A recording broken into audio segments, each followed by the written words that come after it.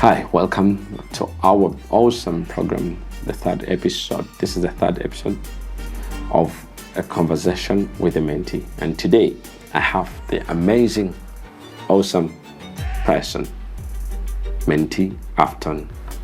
Ayijuka. Ayijuka is your name? Ayijuka. Ayijuka. Say hi to the viewers and the listeners and everyone. Good afternoon, viewers. My name is Afton Ayijuka Mumpe. I'm 14 years old. I'm in grade 10 and I go to Vine International Christian Academy. There you go. When did you join Vine? I joined Vine in 2022. Okay. So how do you find it? It is very nice. What is nice? Particularly the curriculum they use. Okay. Tell me about it. Now, Which curriculum is that? SCE. The Accelerated Christian Education. So, tell me about it. With SCE, you can work at your pace, which is different from national curriculum, because in national curriculum, you work with everybody. Now here, I just work at my pace. You work with everybody, meaning that you have to make sure that you understand like everyone has understood. Yes. Okay. But in SCE, we do things differently. We are in a class of 24 students, but none of us are doing the same work. Really? Yes. But how is that? So, what's the purpose of the teacher then?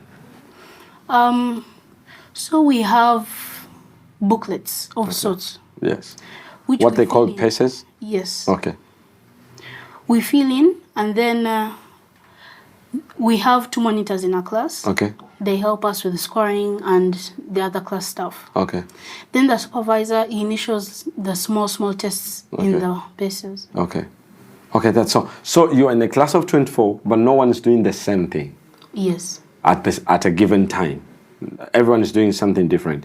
So in other words, no one is copying the other. Yes. But someone can be able to give you an idea of how they did that particular topic that you're doing. Is that possible? Yes. Okay. So how do they encourage group work?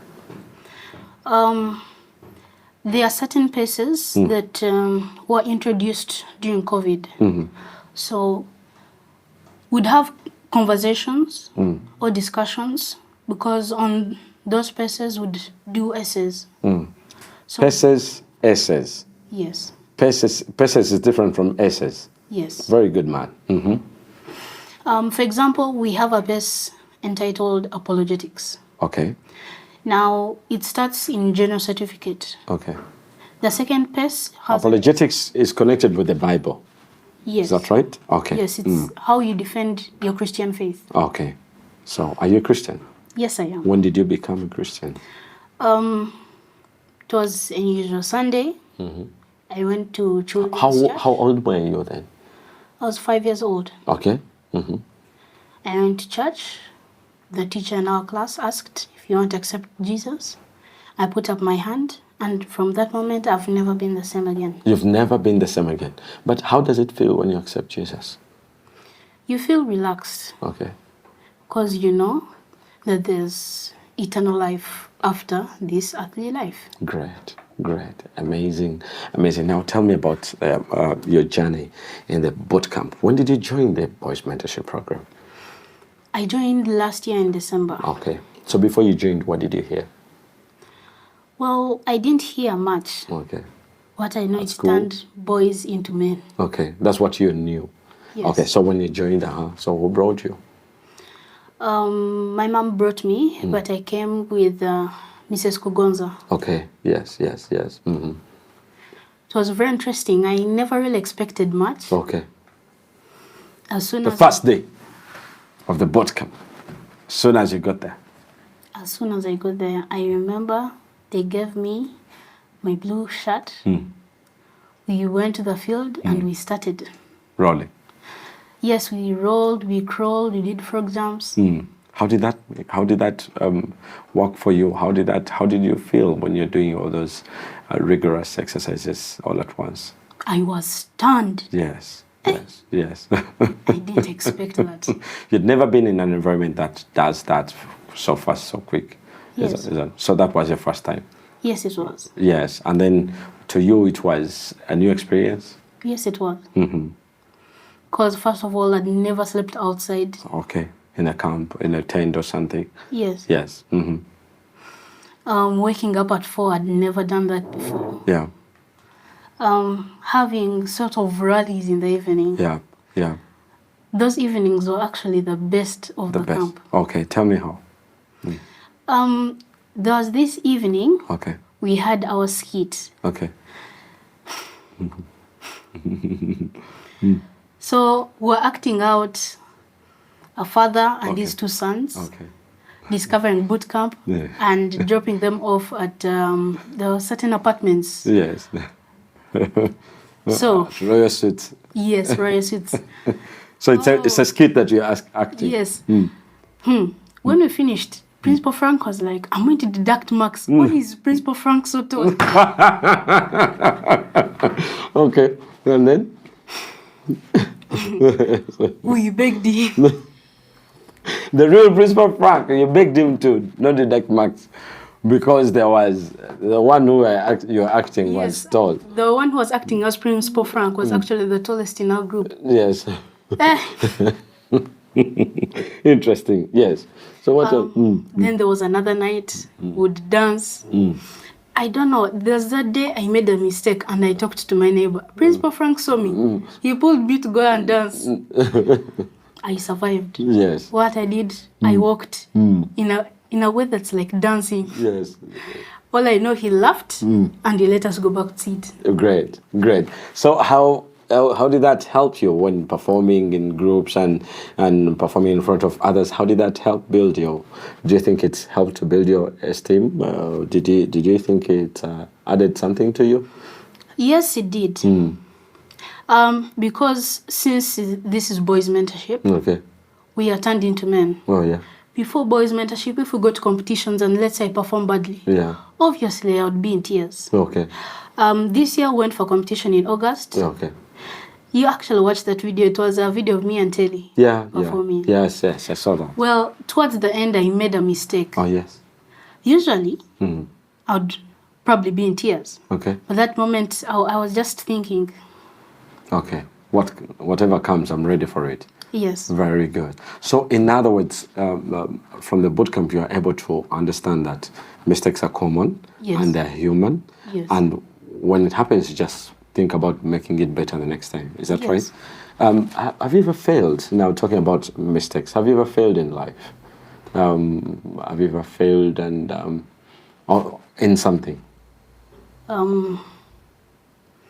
Yes. Okay, like what was that? Last term at school, so I had just entered a new grade. I saw the math pace was really easy. Okay. I finished it in the first week. The results I got, they were the lowest I had ever gotten. How did that make you feel? It made me feel bad. Okay. I made sure that would never happen again. And from that point, I've never gotten below 96. Okay. Yes, but still talking about failure, because there are lots of students or boys who do not know how to handle failure. When they fail at something, they struggle to come to terms with it. Yes. And maybe they cry, like you used to cry when you fail at something. They cry or they even lose appetite. Has that ever happened to you? If you see me, I can never lose appetite. Yes, I can imagine. So has that ever happened to you that when you're lost at something, you feel demoralized and that's it? Yes, many times. Well, at school, we have a goal card. We have the work we have planned for ourselves for the day. Occasionally, I don't make my goals. I don't finish them. I end up forwarding. Yes. Before I went for boot camp, I would not be happy. Okay. Like I'd go home, I'd be so quiet, I'd look angry. But after boot camp, I learned and I changed. Oh yeah. Because at times they bring random programs and you have planned for a certain amount of hours in a day. Great. Now they are reduced. Yes.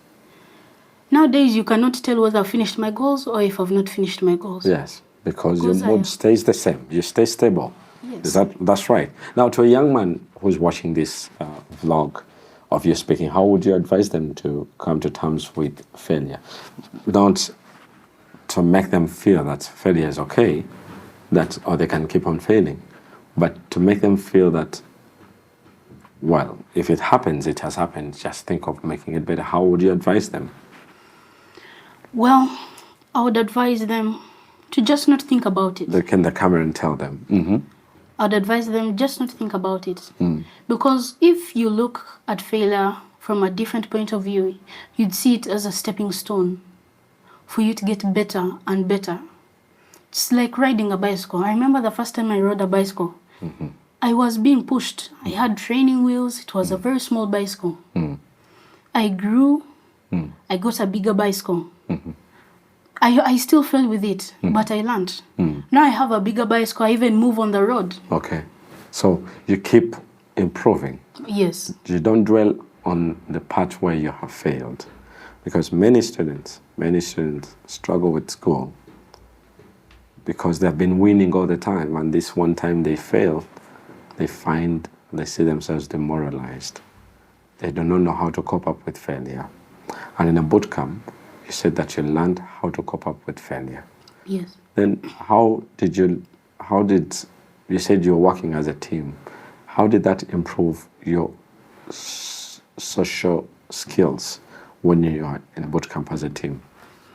Well, we learned to adjust to others' needs. Because I remember when we were in the play, there were people who had different roles. I remember there was a person who was holding the curtain. There were others who were behind saying the words. So we all knew that all of us had different strengths and weaknesses. So we are able to plan appropriately, and our skit was really good. Great. I'm so proud of you. Now tell me, we've talked about school and all. What do you want to be, Afton? I want to be a lawyer. Why? Well, generally, I like talking. And law has a lot of talking, but with reasoning. Both of which I can do. Okay. Originally, I wanted to become a mechanical engineer. But I looked about opportunities. I looked up the stories of other people. And I realized I don't think this is where I'm meant to be. Okay. So I think... Which stories? The stories were bad, were not inspiring? No, the engineers who made it in life, my age, they had already built cars. Like, what am I doing at home? Okay.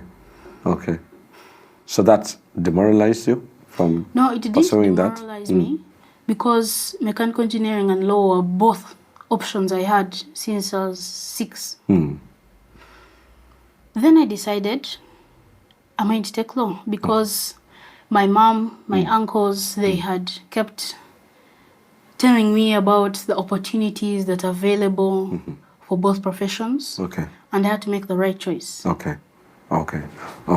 But they say lawyers, they turn wrong cases into right cases. What do you say about that? I mean, a lawyer can, as a lawyer, if someone hires you, they can tell you, yes, it's true, I killed, but I want you to represent me so that I don't go to. So what do you do as a Christian, but as a lawyer? What would you do? Well, as a Christian, a lawyer, and a person who attended boot camp, I know one of the core values of boot camp is integrity. Okay. I will refuse. Okay. So what if the person is paying you money, big money, and that money is what you're going to use to take your kids to school, and no one knows to know that you've taken the money? What would you do? Because that's what most lawyers do. I would trust in God, because there are many evidences of people being helped by God. Okay. There was that lady who helped Elijah during the famine. Okay. She never stopped having food from that point. But Elijah was not a lawyer. You were a lawyer here. We are talking about the modern day world, Afton. Now you are faced with a situation. Someone is giving you money to represent them. What would you do? Because that's a situation you're going to come to. you're a lawyer of integrity, but there is a case that has been brought to you, and you know that your client is guilty. Well, I would talk to them. I would explain to them this, that, and whatever else. Okay. And I'll tell them, unfortunately, I cannot represent you. Because what you did was wrong, and I cannot be associated with representing a wrong person. Good man. Who is that lawyer that inspires you? Well, it's my uncle. Okay. How does he inspire you? Because he puts on suits and is always smart? Well, recently he was called to France for a conference. Okay. The topic was arbitration. Okay.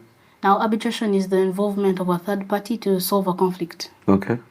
And I realized I really like conflict solving. Okay. So, and he's the only other lawyer I know. Okay. So he makes you proud. Yes. When you look at him, you feel like you want to be a lawyer tomorrow. Okay. Well, send him a message so that he can be able to listen to you. Well, thank you, Uncle Patson. You really inspire me. Hope to make you proud one day. Great. Then let's talk about the part of being a leader.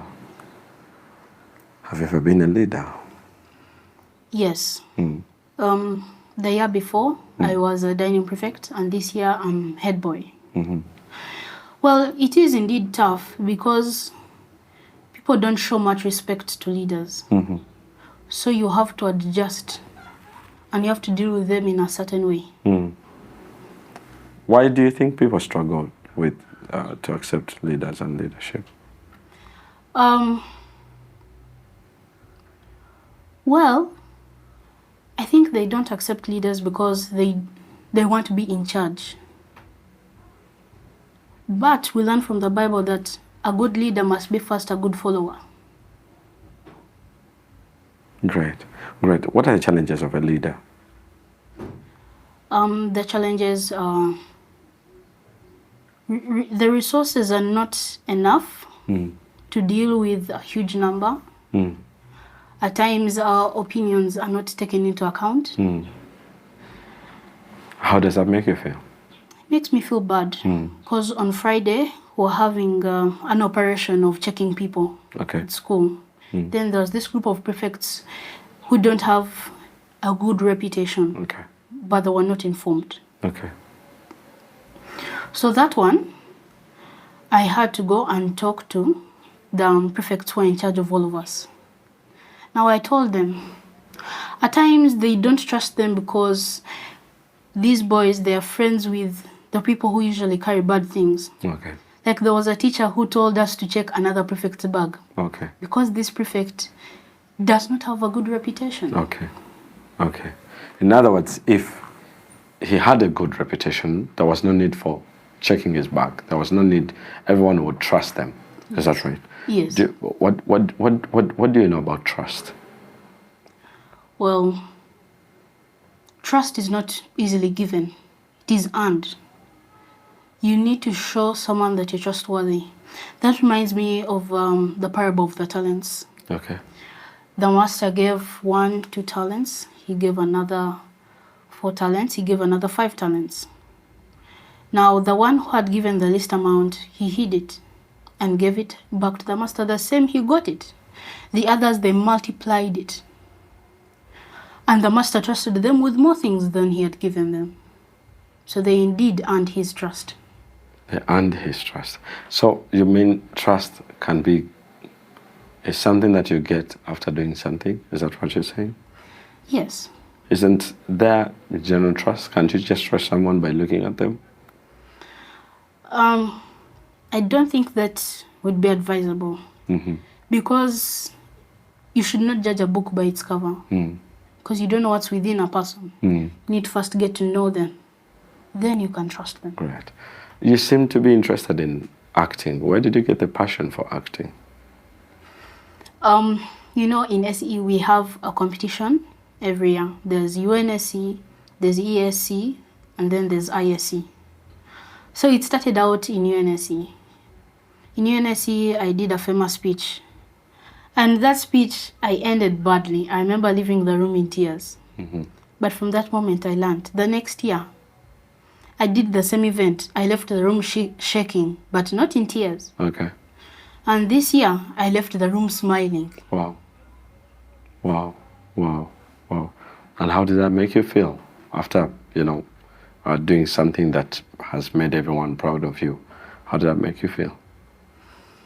It made me feel so good.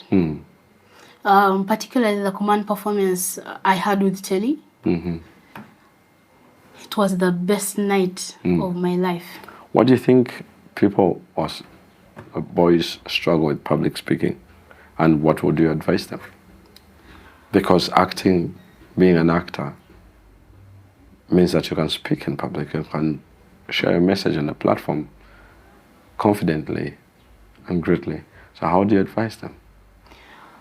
First, what do you think about it? How best should someone do or learn to speak in public with confidence the way you are, if they've not come for the boot camp? Well, they should go to a school that offers those type of programs. Okay. Where you speak to others. At my school, we constantly speak to large groups in our classes. You can talk to the supervisor, and the supervisor will allow you to lead devotions. Then at assembly, you can speak to at assembly. Then end of term. End of term, if you have something special to say, they will allow you to say it in front of everyone, including parents. Yeah, and I do advise that you constantly practice, because it is a gradual process. My first year, I memorized all of it, but I got under pressure from 2 people, and that room was not even full. I remember saying it to a larger number and being fine. But you have to handle people's looks. They may look angry, they may look sad. Just brush it off and do your best. Great. Amazing. So what's your plan for this year? Oh, well, this year I have a Christmas concert. Okay. I'm taking the lead for an instrumental. Okay. Then there's a You play an instrument? Yes, I do. Which instrument do you play? The guitar. The guitar. Get me my guitar. Get me my guitar. So you're taking the lead?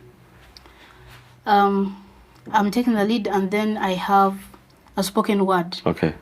So what's the spoken word? It's about why Jesus came to earth to die for us.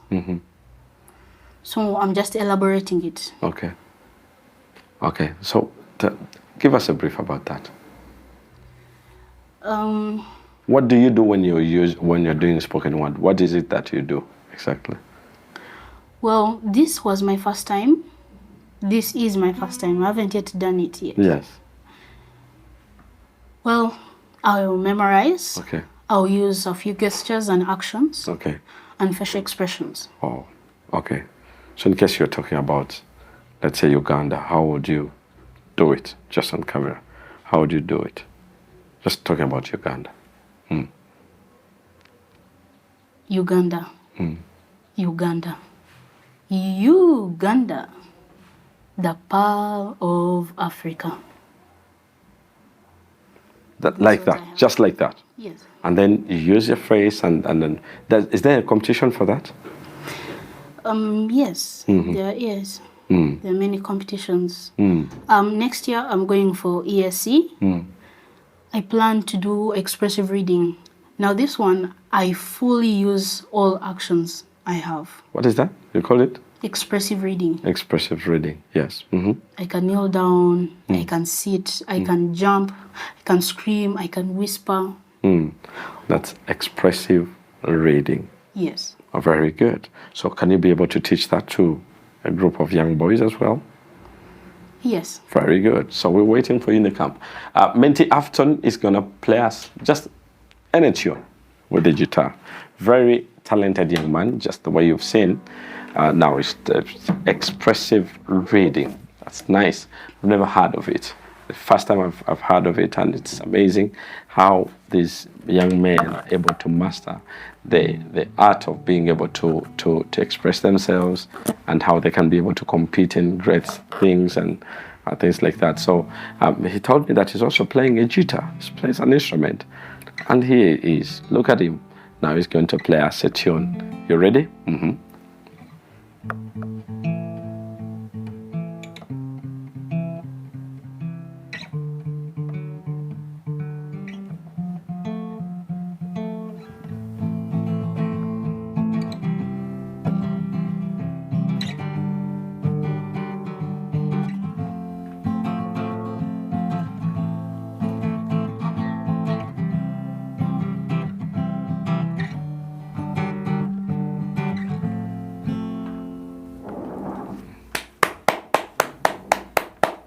How long did it take you to learn the guitar?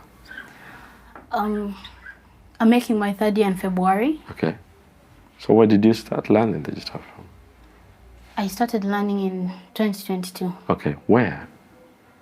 In a music school. Mm-hmm. And the head of the music school, his name is Teacher Joshua. Okay. It has been a process. Okay. Really learned with him. I remember struggling with bar chords for 3 months. Yes. Started off with naming the parts of the guitar. Yeah.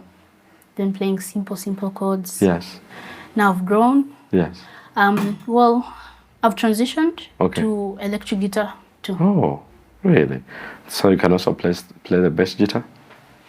No. But just the acoustic guitar? That's all? Yes, acoustic and electric. Very good. So what message are you giving to young men out there who are coming for the camp, or who have never been to the camp and are scared of coming for the camp? What message would you like to give them? Well, even me, I was scared of the camp. I remember the first few days were really tough. But now I'm enjoying the fruits of the process. Yep. Nowadays, I'm very alert. Okay. I can be talking with you unless something happens outside. Yes. I will know that something's happening outside. Yes. Great. Nowadays, before I go to sleep, I make sure all the doors are closed and locked, so that I can sleep properly. Yep. So there is that bit of alertness that you must have. So a young man who is coming for the camp, what do you tell them? Invite them to the camp, and invite them to the other programs of the Boys Mentorship Program. Well, what I can tell you, the Boys Mentorship Program, it's more than just physicality. We learn a lot of other things. We learn about first aid. We have different speakers who come to talk to us about different topics. The one that particularly appealed to me was when we learned about the virtues of a true man. Oh, great. Amen. Thank you very much. That's Mentee Afton today, has been our guest on a conversation with the Mentee.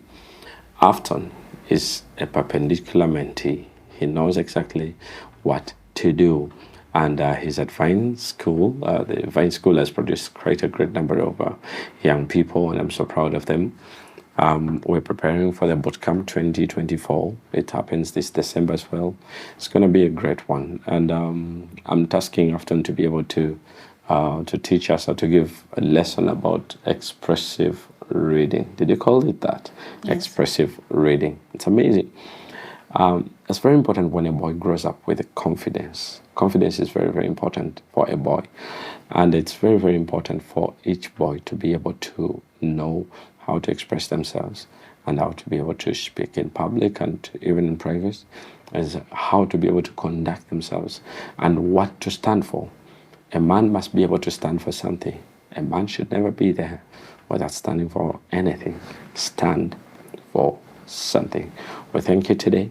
Godric Tess is my name, and on behalf of the Boys Mentorship Program, Michael, the one who's doing the recording, and everyone who's watching this. To all you parents, thank you very much. Mommy and Daddy, Mommy and Daddy Afton, thank you very much for putting in this much effort to make sure that we have him here for recording. God bless you, and bye-bye.